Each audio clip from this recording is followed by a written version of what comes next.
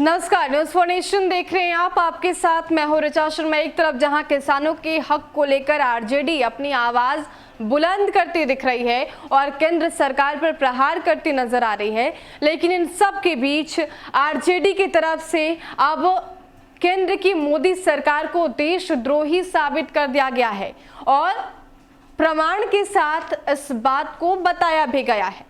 दरअसल आरजेडी के राज्यसभा सांसद मनोज झा ने ट्वीट करके कहा है कि कई ऐसे आंकड़े हैं, कई ऐसे चीजें हैं जिसको देखने के बाद ये कहना बिल्कुल भी गलत नहीं है कि देश के प्रधानमंत्री नरेंद्र मोदी देशद्रोही हैं। और ये साबित भी होता है किस तरीके से उन्होंने इस बात को प्रमाणित किया है, आपको बताते हैं। देखिए, मनोज झा ने लिखा है, छात्र युवा विश्वविद्यालयों में प्रतिरोध का स्वर उठाए तो नक्सली या फिर देशद्रोही, किसान मजदूर सड़कों पर आए तो खालिस्तान या फिर पाकिस्तानी, टुकड़े टुकड़े गैंग विपक्ष द्वारा बहकाए लोग हैं, सत्ता प्रतिष्ठान आईना देखिए, आपके कर्म आपको सबसे बड़ा देशद्रोही साबित करते हैं।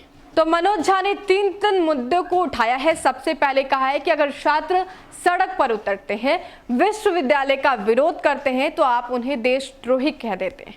किसान जब अपनी हक की मांग, अपने हक की लड़ाई के लिए सड़क पर उतरते हैं तो आप उन्हें देशद्रोही कह देते हैं। जब हम अपनी आवाज को बुलंद करते हैं तो आप हमें पाकिस्तानी कह देते हैं। जब देश हित की बातें उठाई जाती है तो आप खालिस्तानी कह देते हैं। ऐसे में आपकी नीतियां बताती हैं कि आप खुद देशद्रोही है।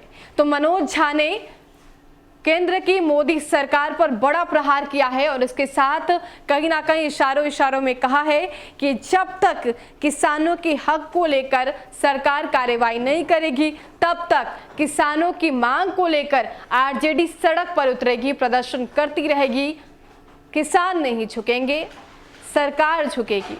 और इसी नारे के साथ आरजेडी किसानों की आवाज को बुलंद करती दिख रही है, आगे बढ़ती दिख रही है। और एक बार फिर से 23 दिसंबर वो तारीख होगी जब तेजस्वी यादव की अगुवाई में महा आंदोलन किया जाएगा। और तेजस्वी यादव की तरफ से पहले ही ये बता दिया गया है और आरजेडी ने भी ट्वीट करके इसकी जानकारी दी थी कि कमेटी बना ली गई है। तेजस्वी यादव के आने का इंतजार किया जा रहा है। जैसे ही तेजस्वी यादव पहुंचते हैं, पूरी प्लानिंग के साथ, स्ट्रेटजी के साथ किसानों की हक की आवाज को बुलंद करने के लिए आरजेडी सड़क पर उतरेगी। फिलहाल के लिए इतना ही। बने रहे हमारे साथ और देखते रहे न्यूज़ फॉर नेशन।